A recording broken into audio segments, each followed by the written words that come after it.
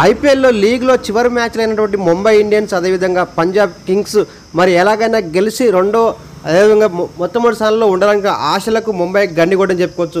వాస్తవానికి అద్భుత ఆటతో అదరగొట్టినటువంటి పైవి కేసు మరి గత 15 సంవత్సరాల నుంచి మొట్టమొదటిసారిగా నెంబర్ 1 పొజిషన్లో ఉండడం అభిమానులకైతే ఎంతో సంతోషం చెప్పుకోవచ్చు. ఇక ఈ యొక్క మ్యాచ్లలో ఈ యొక్క సిరీస్లలో ఈ యొక్క ఐపీఎల్ లీగ్లలో మన కెప్టెన్గా వేస్తున్నటువంటి మన శ్రేయస్ అయ్యర్ మొట్టమొదటిసారిగా పంజాబ్ కింగ్స్ని మరి ఏకంగా నెంబర్ 1 పొజిషన్లో పెట్టడం జరిగింది.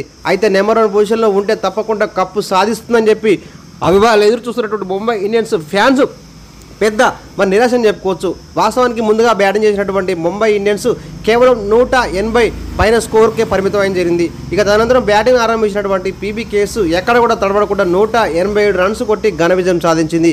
అయితే వాస్తవానికి ముంబై ఇండియన్స్లో రోహిత్ శర్మ విఫలం కావడంతో అదేవిధంగా హార్దిక్ పాండ్యా, తిలక్ వర్మ మంచి స్టార్ బ్యాట్లు అందరూ విఫలం కావడంతో ఒక్కడే భారం మోసుకొని సూర్యకుమార్ అదరగొట్టాడు.